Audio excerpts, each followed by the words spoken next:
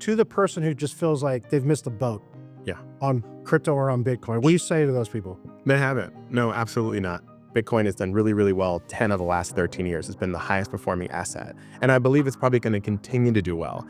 But while it goes up, there are going to be times where it crashes and it's going to drop significantly in price. If people want to get exposure, they should go into it thinking, hey, I'm going to be here for years, right? And that's good, right? Because it's going to allow them to, purchase Bitcoin if that's what they want to do, and then take the time to kind of get educated and not feel pressured, or rushed that, hey, I have to, buy or sell or anything like that. As long as you're not betting the bank on it, that's a good thing.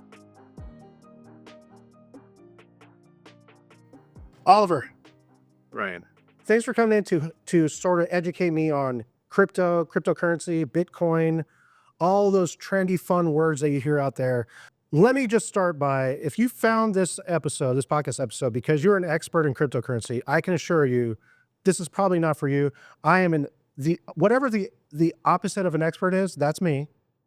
I will consider you an expert. You can take that as you wish, but we're just trying to educate more people on what is crypto, more about investing. You are the founder of a company called Little Fish. Right. You manage a cryptocurrency investment fund. Correct. Yeah. Did I nail it? Absolutely. Boom. For all the haters out there. So let's just start, because again, I'm a super novice. I don't want to go like, what is crypto and Sure. what is Bitcoin? But I guess I do want to start with, like, what's the purpose of crypto? Sure. Well, first, thanks for having me, Ryan. Of course. It's a pleasure to be here and excited about it.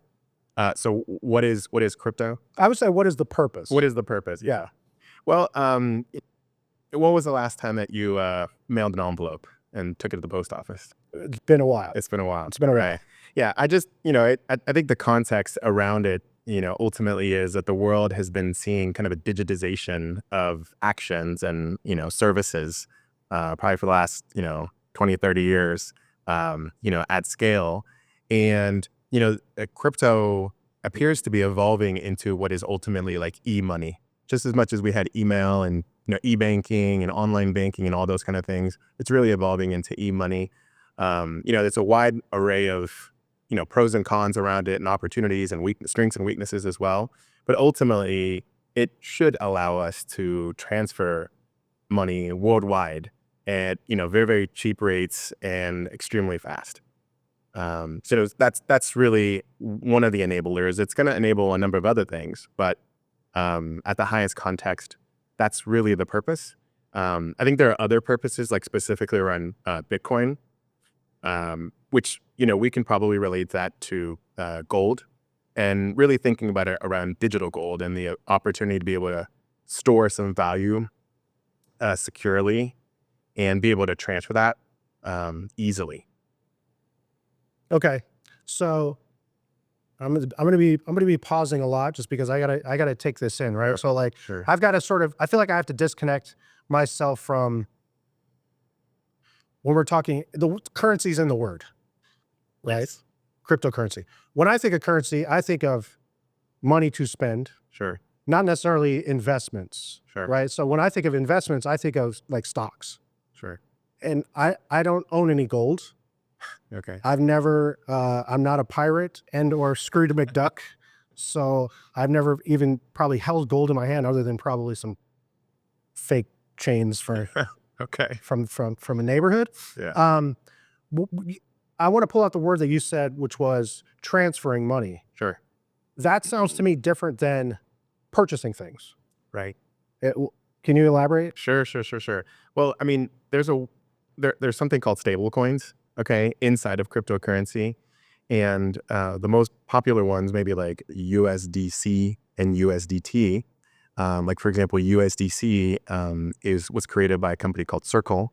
And, BlackRock is one of their investors, and that'll kind of reflect kind of how formal it's becoming. And those are coins that are pegged to the dollar. Okay, so if you're able to purchase USDC at a reputable exchange, you should feel comfortable that that's pegged to the dollar and that's the equivalent of a dollar, and you're able to actually, transfer that worldwide to another friend that is in England or some other country. Okay. And it is becoming a little easier to be able to purchase with that. But I think a lot of people might struggle with cryptocurrency, and it's in the name, like you said, right? Because they're really, really trying to, buy a cup of coffee with it, or kind of find that utility. And I think maybe, you know, uh, some of the narratives that started with crypto kind of said, hey, yeah, you'll be able to transfer money and be able to buy and Buy a pizza. buy a pizza. Yeah. Okay. Right. All those things. And so there's some things that are real and are happening now, such as transfer of money worldwide through those stable coins. And yes, you're able to purchase a coffee, but I think I wouldn't struggle with the need to be able to do that. Right now, today, for example, again, Bitcoin, digital gold, you can store it, you can keep that if you believe in that. That's maybe something that's important to you and your family. But today, for sure, you can absolutely transfer dollars through USDC and USDT worldwide, and that's pretty, it's a nice utility to have. Can you sort of, in terms of investing, right? Because I look at investments as like, if I buy a stock, I'm not looking to like cash the thing out in 6 months, Right. right, and make $1 billion on it. That'd be great, but it's Sure. not. It doesn't seem realistic. Right. So it looks like the advantage is holding on to it for a while, right? Letting it mature, might be decades, perhaps even, right? Right. To me, crypto is in the same way of stock versus, and again, I can't fathom the gold side of it, but Sure. am I that far off in terms of like investing in stocks versus, or not even versus, but, or should I invest in stocks or invest in crypto or both? Sure. Sure. Well, definitely nothing that I'm going to say tonight. I don't want it to be financial advice. I encourage people to do their own research. And really, I'm here tonight just to try to help educate a little bit. But this should just be one of the 50 pieces of, or 50 references that you should go to be able to make a kind of sound. All right, so let's call out for the lawyers out there. This is not financial advice you're giving. Right. I'm not taking it either. Sure. I'm not telling you. Perfect. But is it more in line with, like, from a relatable standpoint, right? The average person, can they think of like how buying stocks? Well, stocks is, if we're talking about the New York Stock Exchange, is, highly regulated. It has extremely formal process. It's been around for, over 100 years. And, certainly that has a ton of disclaimers and information that has to be disclosed to the public, such as the performance of the companies. And that's something that happens on a quarterly basis. And that's not happening yet in crypto. Okay. And I suspect that it will, certainly, perhaps with this administration and a few administrations down, perhaps, we're going to get closer and closer to that. But the inherent risk is the fact that, the creators of a lot of crypto projects or coins don't have the obligation to do that. But the industry itself, the crypto industry, my understanding was the largest contributor in this recent election. I think they contributed like $150 million between kind of both sides. And they really are seeking regulation, kind of just rules to go by, because the current administration and SEC has, doesn't appear to have been, offering them that clarity that the industry's seeking, and ultimately, with the players that are the more sophisticated, larger market cap players, that's a good thing, because ultimately, we would love for crypto to be, for the United States to be the center of the world for crypto. And it's not necessarily the case right now. So just kind of going back again to that parallel between, stocks and crypto, sure, some folks might want to assign 1% of their worth or their investing capital into crypto. And there's a lot of details that one can go into that, where maybe what they're doing in stocks is much higher amount. And that's, again, because that's regulated and highly formal. There's disclosures, and that's the right way to be considering it. When I look at stocks, it's like, yes, it's based on the performance of the company, or unfortunately, if like, the CEO says some damaging things on television or something, the stock can go down. Where, yeah, I'd never seen that. I literally don't know why Bitcoin goes up or down. Right. Like, why does that happen? Sure. I mean, it comes down to the basic, just economics 101, right? Which is really supply and demand. There is a greater belief, through, Bitcoin, and that can be a store of value for us, that can be an important technology that we can take advantage of in the future. And there's a growing number of people worldwide that believe in that. I think the last statistic that I heard was 50 million Americans actually own some form of Bitcoin or cryptocurrency. 50 million? 50 million. Absolutely. It's growing a ton. And it's, It's I believe there's 200 million users worldwide that have interacted with the blockchain and interact with crypto in general. So it's been consistent and it's been growing. And there's that belief. I mean, look, we can take Bitcoin as an example. But when it was created, there was 21 million tokens created, and it's not allowed inside of the code to create more. So you have this fixed supply, right? And as you have growing demand, our economics classes taught us, hey, that price is going to be going up, and I think we're seeing that, very aggressively. I think today was a new all-time high at about almost $107,000. I mean, that's pretty amazing to think that, even 10 years ago when crypto or Bitcoin was like $10 or something. But, one statistic that's, again, public information, nothing I'm creating, is, Bitcoin has been the best performing asset 10 out of the last 13 years. I mean, that's pretty unbelievable. More so than the S&P or the NASDAQ, treasuries or gold or oil or any number of them. And it's, public information for people. And so I think the performance is not just recent, it's something that's been consistent, and it's, at least worthy of people researching and wanting to learn more about it. 107,000, you said? 107,000 today for one Bitcoin. For one Bitcoin. Right. And I know, I say what I know, but I mean, I've heard of like Bitcoin mining. It all goes over my head. Right. I don't understand what it means, but I do remember 8 or 9 years ago, some coworkers were trying to introduce me to, they were more engineers.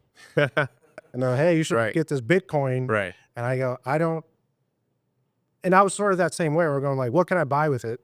Right. Sure. Or I go, what does it mean? How do I even start? Right. Right. I don't know. I don't understand what it means to buy a Bitcoin or whatever like this. But for the average person, like $107,000 sounds amazing. Right. If you own Bitcoin. Right. Right. For the not 50 million people in the United States, how does one get started? Or and what's the type of person that gets started? Sure. Well, it's really interesting because it is around kind of generation and age, so definitely if you're talking to, people that are in college or in their 20s or whatever, I mean, many of them are extremely knowledgeable about crypto. And certainly it's kind of the younger crowd. And I think that it's just a reflection of the younger crowd also tends to embrace new technologies, right? And so just like when the internet came out and, people were very, very skeptical about that. And recently the innovation kind of with AI, and there's a lot of people that are, skeptical about that. And that's okay. And that's a good thing to have, right? Sure. And have a healthy debate. But ultimately, at least, I believe, and we're talking about, kind of the younger generations. I have a boy and he's younger and, he's, in it and his friends are in it and, in college and stuff. And, they want to learn about it, so I think, yeah, I mean, it's worthy of, trying to educate yourself around it,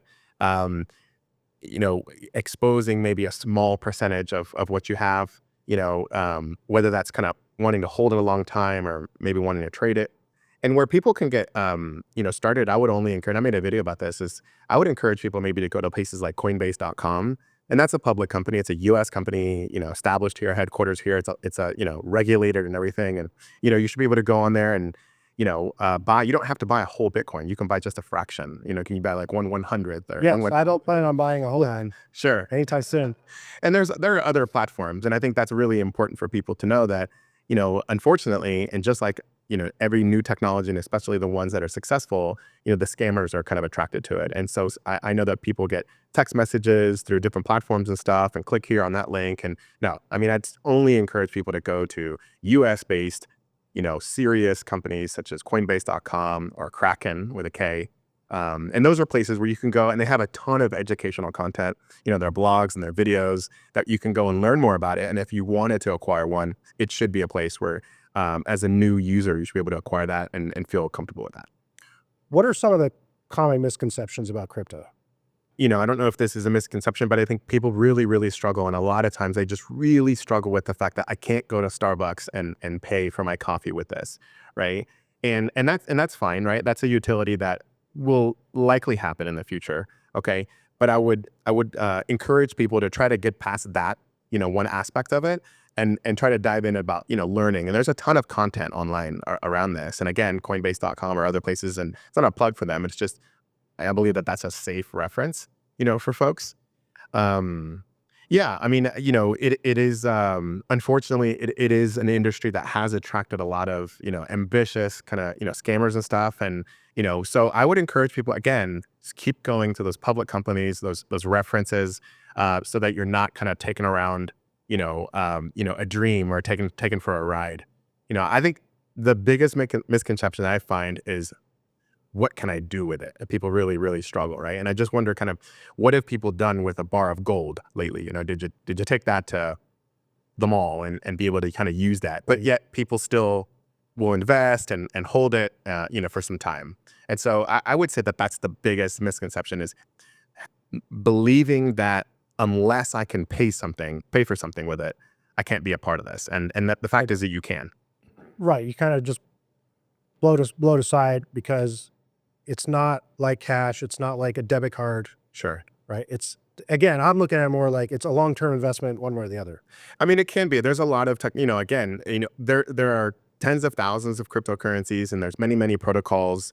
And, like any technology, there are a lot of startup companies that are creating, technology and user experiences where you can spend.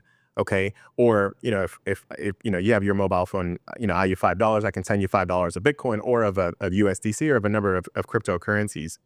I love this analogy or this example that you give me, right? Like almost like a Venmo, right? Right. Like, I think more and more people have adopted, and I think Venmo was very scary to people, Right. right? We're like, where's my money going? And Sure. are you going to get it? And did I send it to the wrong person? Right. And all of those things. And I think it's taken a few years, I guess, but now like, just Venmo me right now. Sure. Unlike Venmo, I can send you that $5 in Bitcoin. Sure. But tomorrow that $5 in Bitcoin could be worth $2 in Bitcoin. Or it could be worth $20 in Bitcoin. Correct. Right? So I think does that scare people? Sure, absolutely. And, you mentioned Venmo, and, we could use Cash App, right? Like, you can buy Bitcoin and Ethereum and probably a few other tokens on Cash App, and you can send that to me if you wanted to. And I think what we're going to see is that there are going to be apps that are going to allow us to send USDC, right? And so it's going to be similar to kind of Venmo, but, I'm not sure if you can get Venmo if you're not kind of in the United States, but we would be able to transfer that kind of worldwide. Okay. So, but yes, it should be a concern, right? Because you're right. I mean, Bitcoin today is 107,000, and tomorrow it could drop or it could go higher, and those are things that people need to take into account, and that's part of just that educational process, and realizing that things can go up and down there. But there are those stable coins, and they are becoming a lot more popular. They're becoming more regulated, and I think that with this administration, we will see that USDC and I think there was one that came out today, RLUSD. They will become more and more popular. They will become part of the economy, part of the fabric. We'll see that for sure. Yeah. When I think cryptocurrency, inherently I think Bitcoin. Right. It's like, it has the branding. Sure. Right? It has I won't say marketing, but it has the branding. But you said there's thousands of, right. Like, why are there so many though? Like, why is there Haktua coin? Right. Right. Yeah. And all these meme coins and things like these altcoins, but why? Sure. Technology, right? Technology makes it really easy. I mean, it's unbelievable how it's evolved. And so now it's all code based, and you're able to literally, there are new tokens launched every day. And it's because it's becoming so easy to launch and create a smart contract on Ethereum. And that's maybe a word that we can define later. But yeah, it's just really, really easy with technology to do it. And that creates danger, right? For sure. And so, you were referencing, Bitcoin. And if you look at Bitcoin, it actually, when you look at the entire market capitalization of crypto, the entire market, crypto represents about 60% of that. And that'll go up or down. So it is the king, and it is the one that kind of, guides everything. And then Ethereum, another interesting percentage. But it is really technology that allows it to, create these things. But one of the interesting things that I'm kind of excited about, and, I lived out in San Francisco for a little while, really because I had a tech company, and I was a tech startup founder. Okay. And I kind of built that, and I went through the whole venture capital and that whole experience, and I got a real appreciation for what the tech startup ecosystem is in the US, like the main one, right? And what I'm finding with crypto is it's actually a parallel startup system or ecosystem, because it enables people around the world to be able to launch their project And it's can be democratic with a small d, where if you can, if people are excited about supporting your project, they can fund that. You can use that for, hiring developers or marketing or operations and those things. And so there are a lot of exciting technologies that are coming out of this. Again, it's a small percentage, so we have to be aware of that.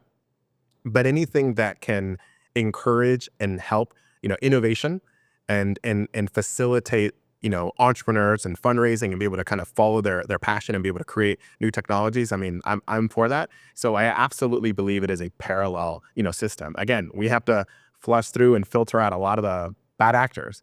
But I believe that at the end of the day, we'll start to see in the next few years that this company or that company started as a crypto company, and now it's something that we're using every day.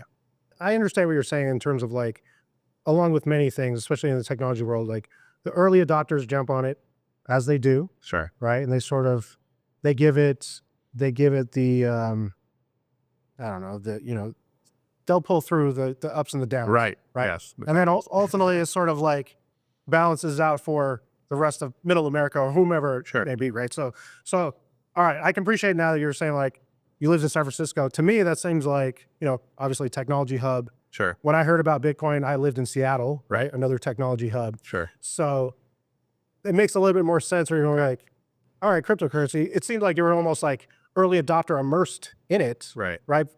Was it that much just easier to sort of get the knowledge and the research base just because the engineers and the sort of Silicon Valley, or I guess not technically Silicon Valley, but sort of that area that you were living in? Sure. I mean, I arrived in San Francisco in early 2014.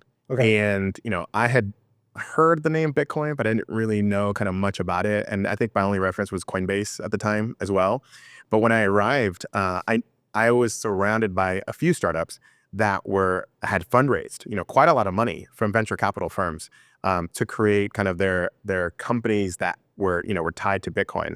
And so I remember there was one that was like a peer-to-peer lending platform. So if I'm in Brazil and you're in England, maybe you want like some kind of loan and there's another individual somewhere else in the world and the transaction happened through Bitcoin. And that was kind of an early development. Ultimately, that company wasn't successful. And I really feel like that they were just too early. There were just not enough Bitcoin users. But because those companies were able to fundraise, they were able to develop out their platforms. And Coinbase, same thing. I think the founder of Coinbase, Brian Armstrong, he was an early employee at Airbnb. And he would work on Coinbase on the weekends and in the evenings. And eventually he got, fundraising and was able to kind of build out his company. And now it's a public company and it allows a lot of people to be able to kind of acquire Bitcoin and other cryptos and get educated. So now you are, okay, so you're here in West Texas now. Right. Right? Yes. Same with me. I mean, you're here. I've been here 4 years. You've been here Right. 6 months. 6 months. Right. So what's the opportunity? Like what brought you here? Sure. As somebody heavily invested and involved in crypto. Sure. To West Texas? Sure. Well, I'm an entrepreneur at heart. I've been an entrepreneur for over a decade. I did create Little Fish. It's a crypto investment fund, and it's not something I want to push, but we had identified kind of our first investors out in Midland. Okay. And I came out to Midland to meet with those investors. And in the process of meeting with some investors and other folks, people thought that I did Bitcoin mining. And it was really, really interesting to me. It was actually the first maybe like the first week and a half or so that I was here. I heard it like 4 or 5 times. And I honestly did not know anything about Bitcoin mining. I had heard the name, but I didn't really know about it. And I began to kind of research. And that's where I found, some people that are investors in Bitcoin mining or operators in Bitcoin mining. And I started to kind of learn about it more. And I began to learn at a very, very basic level how it was tied to the energy industry and how, maybe they leverage stranded natural gas out here, generators, and they're able to mine Bitcoin, which I didn't really know very much about how that process worked. And as I began to dig more and more, I found like, oh, wow, with what I'm doing, I felt like it made a lot of sense to be kind of collaborating or I can envision a future collaboration. And I actually met the gentleman who I office with, Paul Cockram, and he's a Bitcoin miner and he's like super expert and heavy and really, really detailed. And you were talking about engineers before, and he's an engineer, right? And I'm the opposite of an engineer. But we hit it off really well. And it makes sense. Like there are going to be synergies there. So I believe with what I'm doing, with what Bitcoin miners are doing, and then also with energy companies, you kind of tie into the fact that out here, and many of us have heard, folks are very entrepreneurial. They're very, they're very like, let's get going. They don't want to waste time. It's not, they don't want to dilly dally about things. They're creators, they're builders. And there's a lot of engineers and entrepreneurs and other folks. And so you just kind of see like this energy companies, the builders, the entrepreneurs, the miners. And it just made a lot of sense for me to like say, okay, let me stay here. There's something here. And to this day, I believe even more than those first few weeks that I was here, that this place makes a lot of sense for that, because we're going to be seeing how crypto, and another word I'll use is tokenization, kind of the digitization of assets. It's going to affect every single industry. The stock market will likely be tokenized, will be further digitized. The energy industry will be tokenized, will be digitized. And so this is not going to just affect, I'm not here just because it's only going to happen in West Texas. It's going to happen worldwide. And this is just one specific industry where I believe it's going to happen a ton. And it makes a ton of sense to be involved. And, obviously, folks here have been extremely welcoming, very, very kind. And so you just put all those pieces together and it just made a lot of sense for me to come out. How much explanation or how much education are you having to do in the past 6 months? Are you having to do in this region versus where you lived previously? Like, I feel like, are you in a new like early adopter area? And is that add to some of the excitement? One of the things that's kind of interesting is a lot of people that, that's a great question, right? A lot of people believe that folks out here maybe like, they don't know crypto and they're kind of hesitant about it. I found that there's a lot of people out in West Texas that own crypto. It took me by surprise too. Of all ages, right? Folks and that are maybe a little bit older, and it's really, really interesting. Like they'll own like Bitcoin and Ethereum and other things, and I'm like the first one that's kind of surprised around it.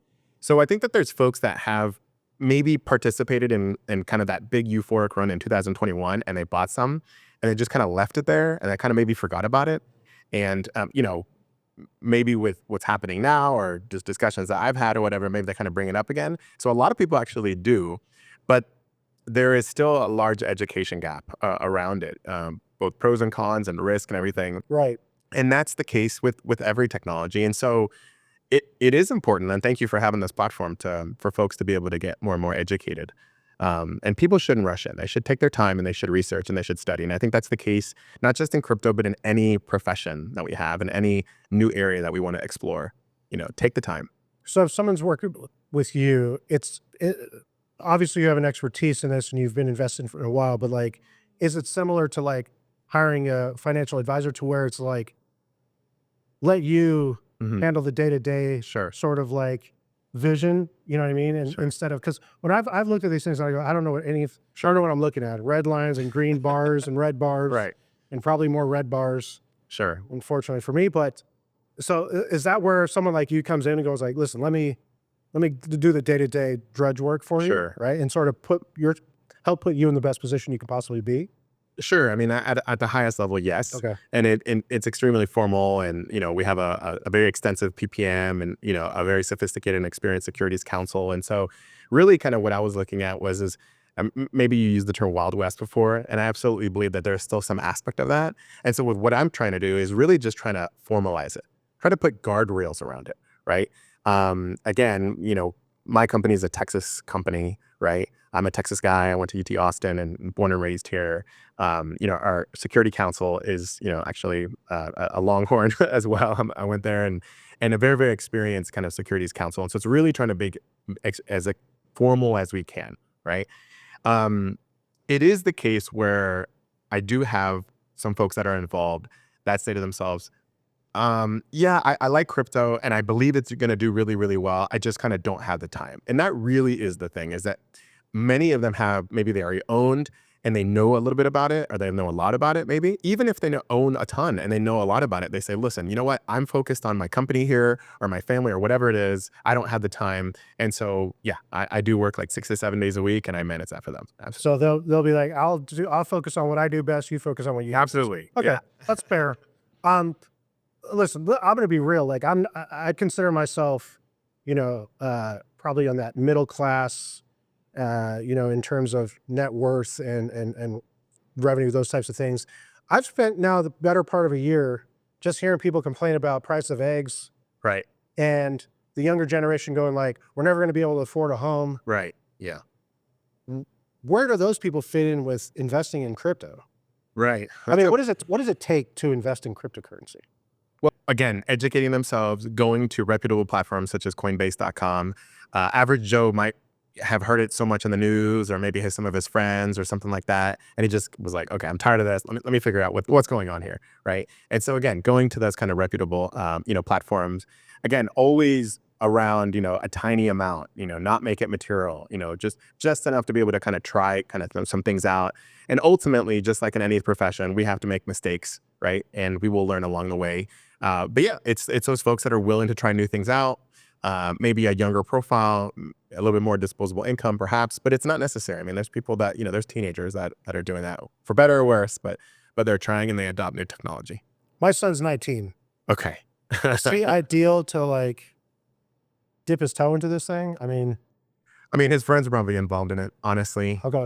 But I don't want to sound like a broken record, but it's all around education. Robinhood is a company. It's a public company, and that's an app that's very, very popular with kind of the younger. And they have stocks and options, and they have a lot of education, and they've been, a little controversial as well. But they also have cryptocurrencies. And a lot of the younger kids, they like going there and kind of checking it out.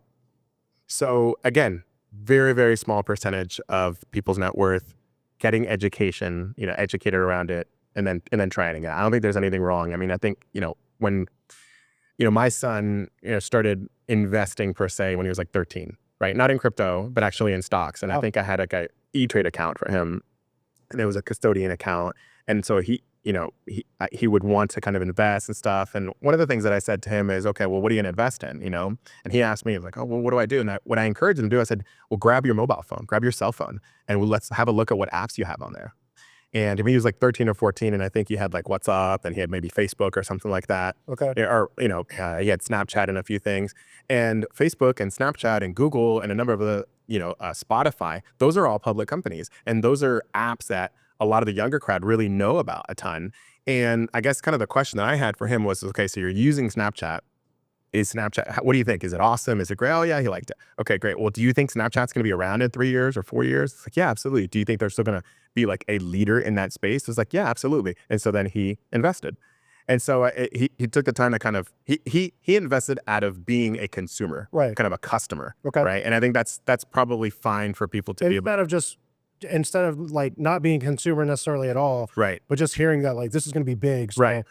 So invest a bunch of money. Sure. No, he took it from the customer, and I think that's fine. I mean, when people want to start with stocks, that's the first thing I ask them. I say, okay, well, have a look at your cell phone. Which apps do you use, and kind of go through those same kind of questions, and then you'll find that some of those people will probably get like an E-Trade app or some other app, Robinhood mobile app, and they'll start going in there, and they'll start to get exposed by some of those companies like Robinhood about the cryptos. And I think after they've taken the time to perhaps get educated around stocks and investing, they'll dabble in the crypto. And it's a little bit of, it's obviously a different world, but it's a similar process. And, they'll take to, something. Some people, I have a few friends out here that are in the energy industry, and they're like, Oliver, I don't know anything about crypto. It's like, okay, great. But then they start hearing about Bitcoin and Bitcoin mining, and there's like some similarities with what they're doing. And they're like, okay, you know what? I might buy some Bitcoin, and I'm just going to hold on to it. It's like, okay, great. But, that's what you want to do. Absolutely. What are you most excited about? Well, I'll use Bitcoin or crypto. Like, what are you most excited about in the next 5 to 10 years in terms of crypto? The thing I'm most excited about is the fact that I strongly believe it's a parallel startup ecosystem. I was another aspiring entrepreneur that headed out to the Bay Area. And, I was lucky that I got accepted into a program called 500 Startups, which is like a tech accelerator, for startups. So I was very, very lucky there. And it helped me kind of gain credibility and maybe fundraising and mentorship. And it was fantastic, right? But either way, in the Bay Area, I mean, it's a high concentration of entrepreneurs, of capital, of venture capital, of angel investors. Is a whole ecosystem, right? And there's a huge advantage at kind of being out there for tech entrepreneurs. But there's a tech entrepreneur in Thailand, or there's a tech entrepreneur, in a number of other countries or worldwide. And I do believe that crypto is enabling some of those people to be able to, fundraise and develop out their projects. And with technology and how fast it's moving with AI and automation, that in and of itself is enabling very, very small teams to be able to kind of build. You don't have to have a 50-person team. And I'm really, really excited about startups and entrepreneurs being able to develop out. And I believe I'm seeing some things already around the development of technology from projects that started as crypto projects. I'm really excited about the fact that, it's becoming more and more formalized. I want it to be regulated, and President-elect Trump is huge on crypto. He's been very public about that. A lot of kind of Republican senators and congressmen, and them winning, both of those, have also talked about, hey, we want to regulate this. But, even President-elect Trump has said that he wants America to be the crypto capital of the planet. I mean, he's been very, very public about that. So you cannot be in this industry and not hear that, and not be excited about that as well. So I think those two things are kind of really, really exciting. And anything that can encourage, innovation and entrepreneurship and people to be able to kind of follow their dreams, then create services that, make things easier. I mean, imagine when Airbnb came out, like what are we doing? Like, I'm going to go rent a room in some stranger's home. Right. And Or Uber, right? Or Uber. Yeah. And they were able to flourish. I mean, they're big time hustlers, but they were able to flourish because they were able to get some fundraising from, accelerator like a Y Combinator. And it's just, fundraising is a critical aspect for entrepreneurs to at least test. And so anything that's going to encourage that, I'm excited about.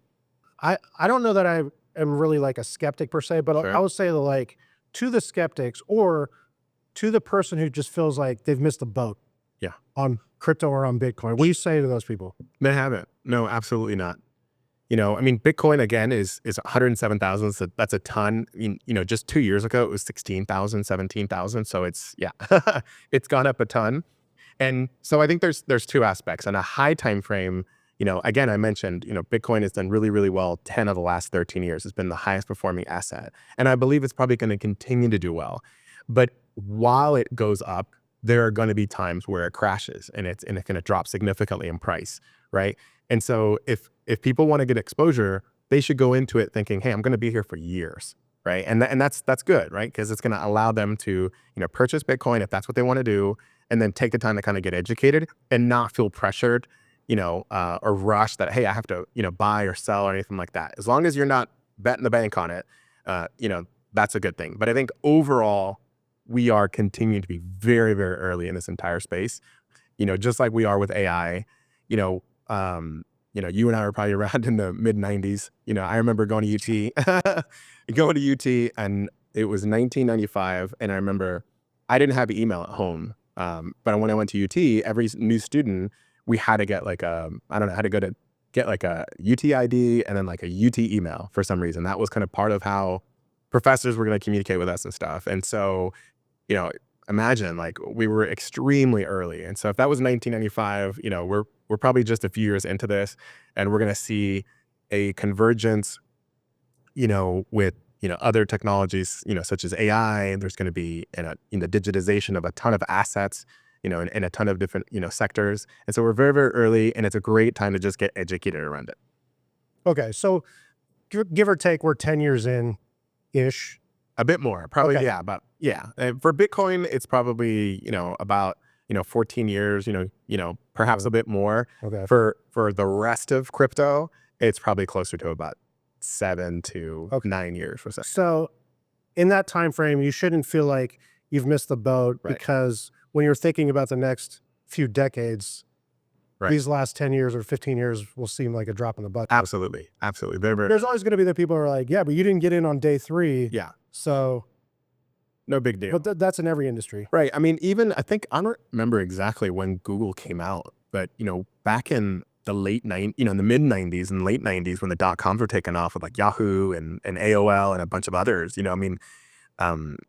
I think it was, I'm an Alta Vista man myself. there you go. Right. I'm still waiting for it to hit. I think there was I think Yahoo offered like a $1 billion or something to Facebook, to buy them, and eventually Facebook was like no, and whatever, and then ultimately like Google. I'm not sure if Google came out. I believe Google came out after the .com bust, which it kind of busted in like the year 2000 or 2001, right around there. I think that's when Google came out. And RIP pets.com.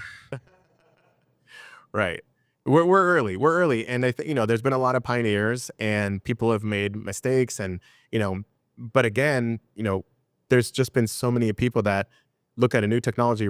Let's put crypto aside, and they might be like, oh yeah, never mind or whatever. And then, eventually, there are articles that come out and saying bad things about the industry or maybe about some of the creators, and that that evolves. And then maybe there's laws. The SEC has been very, very strong and very, very tough with even U.S. based crypto companies. And so we've seen a lot of crypto companies have to move to Dubai and other places. And that's kind of an unfortunate thing. Like, why can't we keep this here and be the worldwide leader?